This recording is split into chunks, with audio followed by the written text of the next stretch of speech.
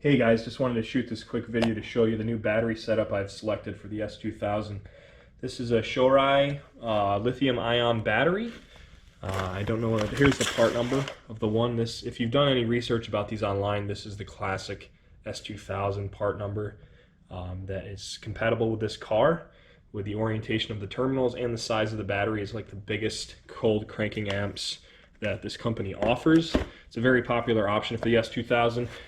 In addition to it, I got lucky and I got this mounting kit from Rockstar Garage. I don't believe they sell this anymore. I think I got one of the last kits they offered. So this was an awesome pickup to cleanly mount the lithium-ion battery in the car and have it nice and secure. And in addition to that, I picked up a pair of these on Amazon. I think these were only like $13, and that's the part number for XS Power 586. They're extended battery posts, and they come with screws and whatnot, so you can bolt it down to the lithium-ion battery here. So all together, I got the battery for $239 shipped. These were about $200, and these posts were $13. So around $450 here for a complete battery setup. It is pricey, but if you do it once and you get the trickle charger for this battery is going to last you a very long time and save you a lot of weight and clean up your engine bay as well quite a bit. And the battery in this car is located pretty far up top like any other car, but by reducing that weight up there, you're reducing the the center of gravity pretty significantly on the car, and it should theoretically improve handling. But since this battery in the car is a Napa Legend from like 2014 or whatever, I figure it's a good time to upgrade and just take care of it as opposed to buying another OEM sized battery that weighs like almost 30 pounds. So the new battery is supposed to weigh around 5 pounds, and then it may add another pound for the aluminum mounts I have. I'm going to do a little weight comparison here and show you guys, and mount it in the car and see how it looks. So this kit from Rockstar Garage came with the hardware to mount it in the car. It's pretty much ready to go for the S2000. This came with hardware as well, but I'm going to do a quick unboxing on the battery for you.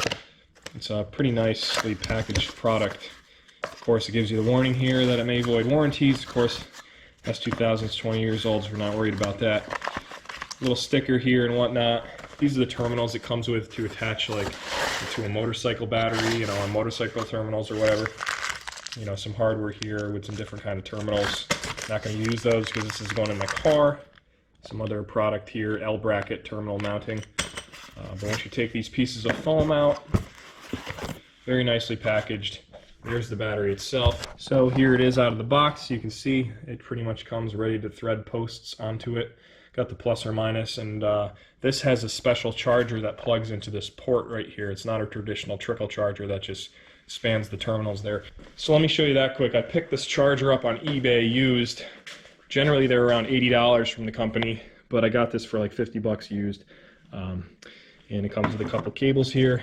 Of course it plugs into the battery itself, and you can use a charge mode or a storage mode on it. So hopefully I'm never going to let it get to the point where I need to charge it, so I'm always going to be using storage mode. But this is a special charger they offer that will specifically balance the cells on this battery and make it last as long as possible. Alright, so I've got one of the scales hooked up for my car. It's the lower right quadrant right here. All the other ones are bouncing around because they're not connected, but it's zeroed out perfectly. And this doesn't read down to the 1/10 of a pound. It's only to the nearest pound. So put the battery on there. You'll see the battery weighs exactly 5 pounds. They said it's around 5.5, so that seems to be true. Of course, we're going to add the terminals on there. Of course, the plastics don't really count for anything. So that on there keeps it at 5 pounds. So we're still under 6 pounds with that. And then these aluminum plates and hardware. Stick that on the scale. And we're still, we just bumped up to 6 pounds. So this total setup right here is just peaked at 6 pounds. Let's get the OEM battery and OEM steel bracket out of the car that we're replacing and see how much weight we save. Alright, so the OEM sized battery here, this is a Napa Legend. I highly recommend these batteries if you don't want to go to lithium. These have been my go-to for, regular lead acid batteries in these cars because they are completely sealed. They don't have the removable caps on top, so they won't leak.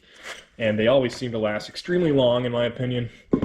And put that on the scale, and you'll see 29 pounds just for the battery. So we're already at 23 pounds weight savings, and I haven't put the steel bracket and hardware on the scale yet from the car. So I'm going to come over here and show you what's left to remove before you replace it with the other one. Of course, you have the plastic tray here.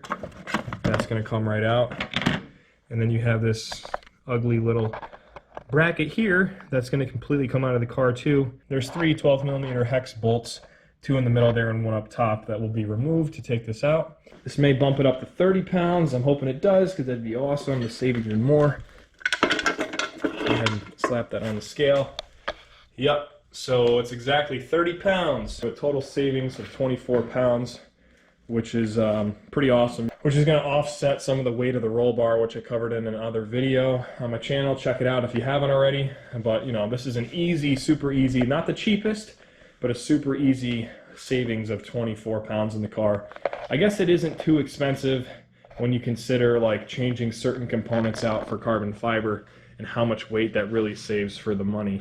The battery may be one of the most cost-effective options at changing it out, and it looks just awesome. The one thing I always hated about taking this battery out, it's so freaking heavy that when you're grabbing it with one hand in there, and if you accidentally drop this on like the fender or something, it's going to do some serious damage. So pretty much the new battery you can pick up with 2 fingers and lift it out of the car if you ever need to.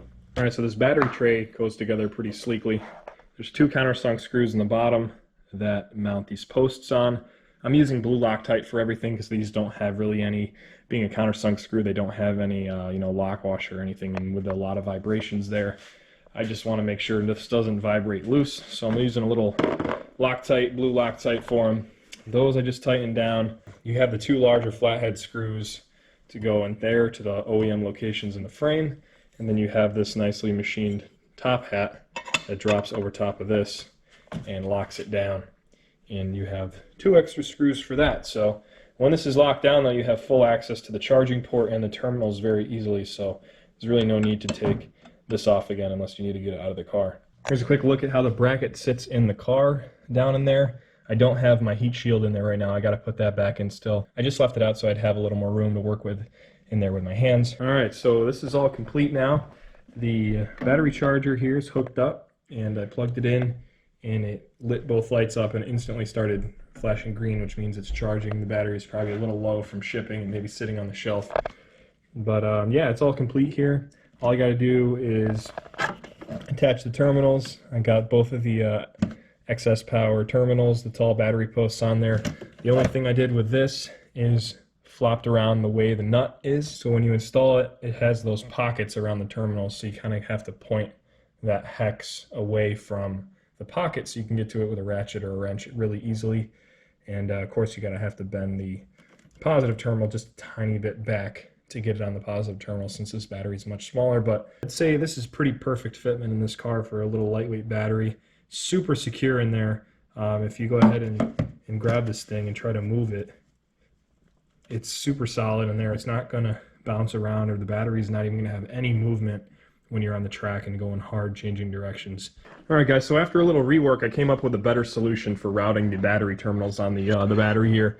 So in the kit with the Shorai battery, they include these little 90-degree brackets, and they also include a couple other adapters if you want to fit it in certain types of motorcycles and whatnot. But these 90-degree brackets actually worked out perfect because I didn't even see them before in there really, or think I needed to use them. But they have a threaded post on the back side right here that's like a PEM insert pressed into the actual L bracket, and they give you all the hardware you need to bolt this to the battery terminal.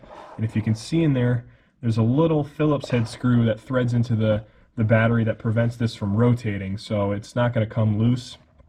And then you can attach your battery terminals, the excess power battery terminal post kit, to these at a 90-degree angle.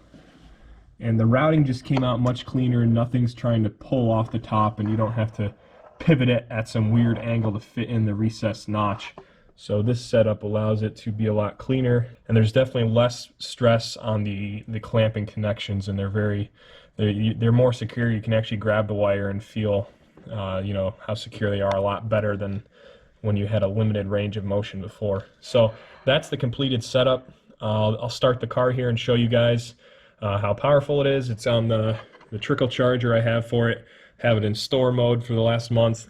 And pretty excited about this. It looks great in the car, and there's much more room for activities in here now.